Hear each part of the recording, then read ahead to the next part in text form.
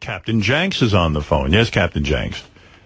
Hey, good morning, Howard. Good morning. Hey, I just wanted to remind you, you got to find out what the deal is with Steve there. He's deflecting. He's not coming in the studio when he's supposed to come in and answer to you. How does he get away with that?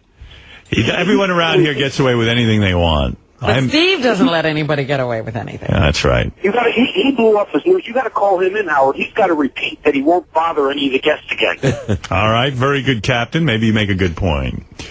Let's go to Chuck. Chuck, hi, in Mount Holly, New Jersey. Yeah, Howard, I got a bone to pick with you. I think what you did to George this morning was as ignorant as what you thought Richard Christie and Steve did to the show. And I really think you owe Georgia an apology. What are you referring to? We don't know. About the favors that they asked George to perform? Yes. I just think that's you put George on the spot. No, I didn't. How did I put George on the spot? I didn't put George on the spot. Richard put George on the spot, and so did Steve Langford. What are you talking about, Chuck? Get with the program. Feel uncomfortable. I'm saying if you Chuck, if you put, I'm trying to inform my staff of people not to annoy the guests.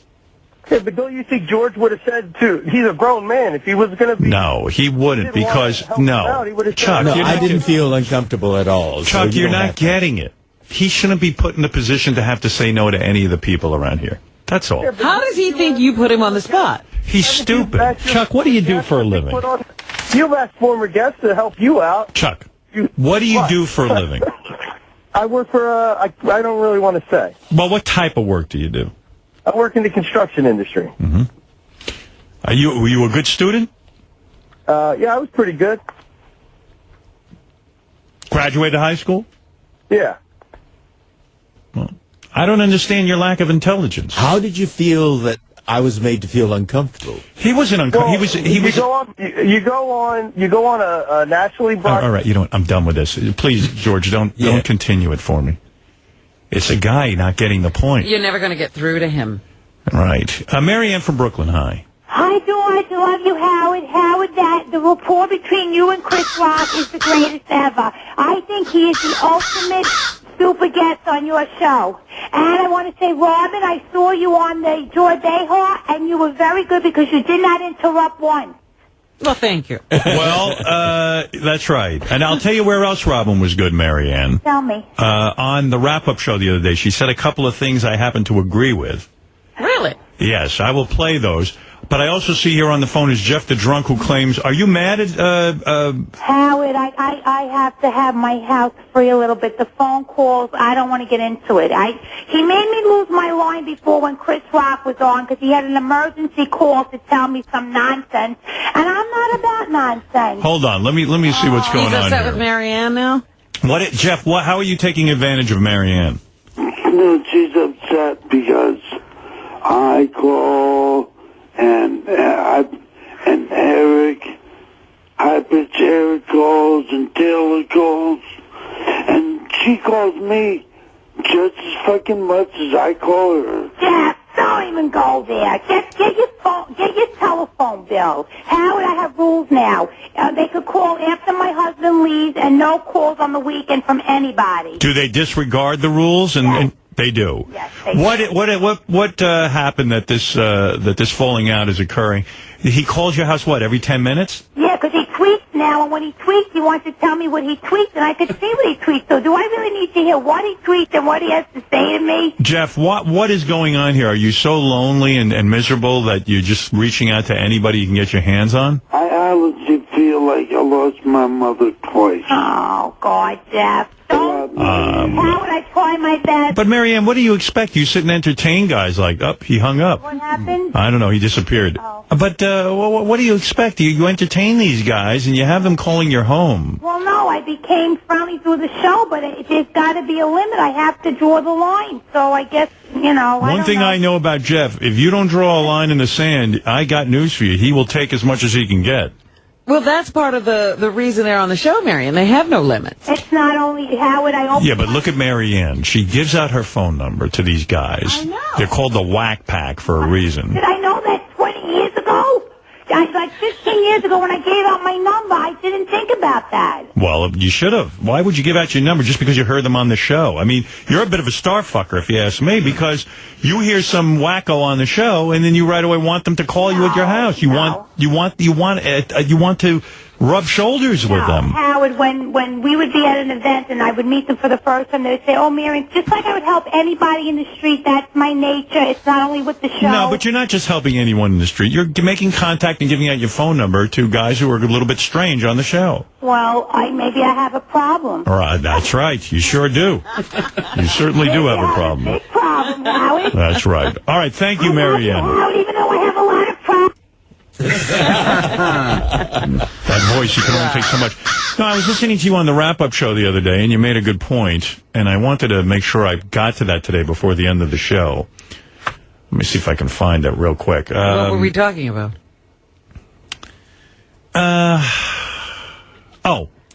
You were talking to Gary, and Gary didn't understand why I get upset with his book promotion.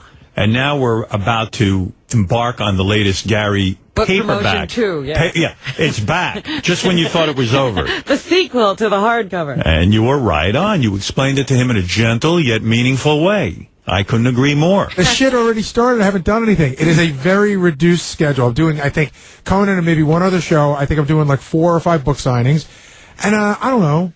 Again, I went to Howard and I said, I'm doing a book. And he said, that's great. I give you my blessing. Go do the book. Not go do the book so you irritate the shit out of me. Robin, why does Howard give him such a hard time when it comes to promoting his book? Because it is irritating.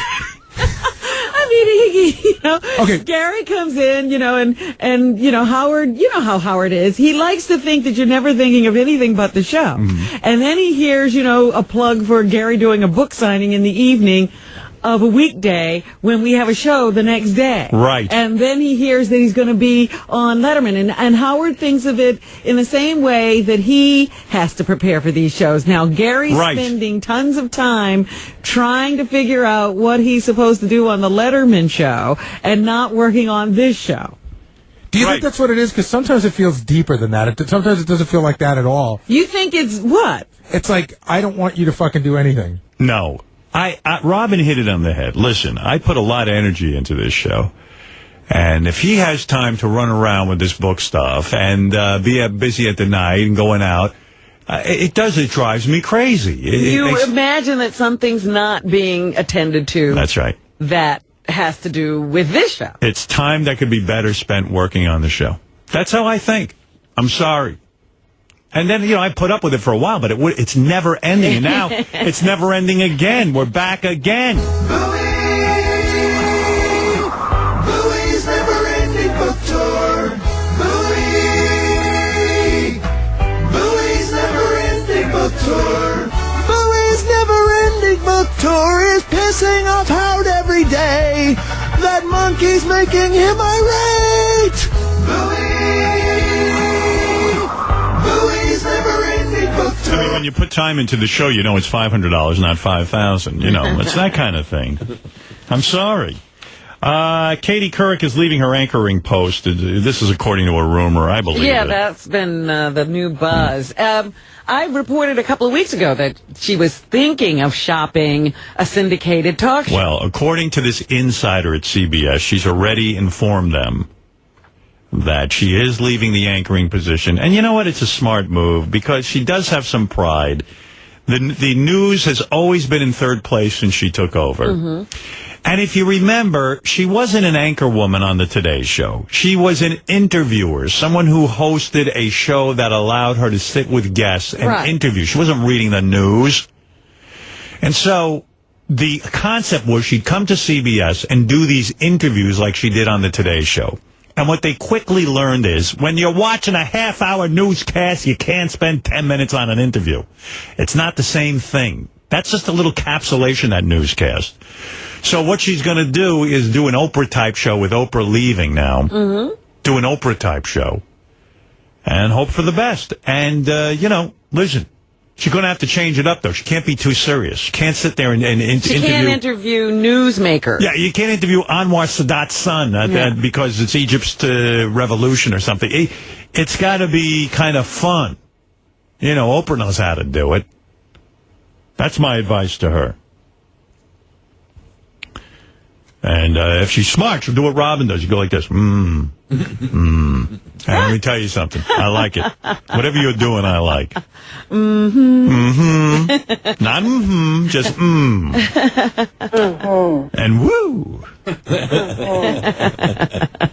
And also say macchio, the proper Italian pronunciation.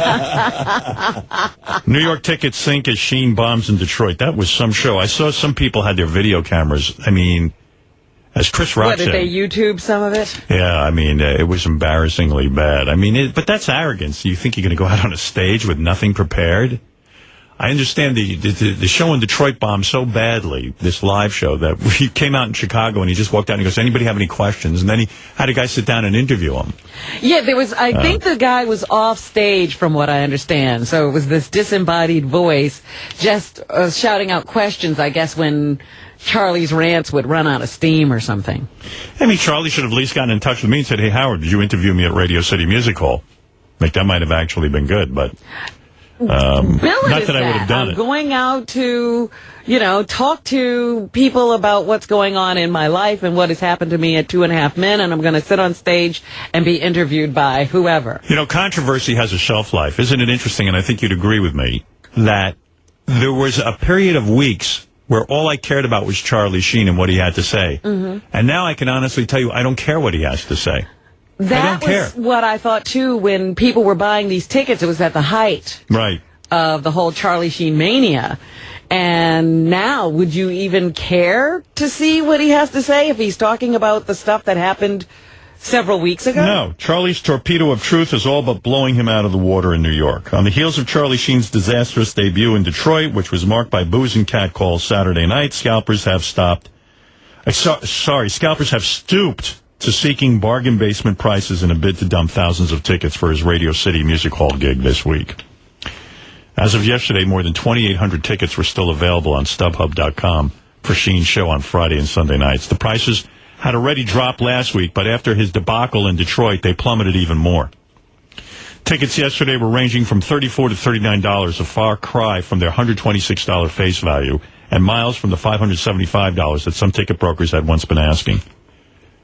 I want to meet the guy who paid $575. That guy's feeling really ripped off at this point. I wouldn't be surprised if prices came down even further, said StubHub.com spokeswoman Jolene Ferrara.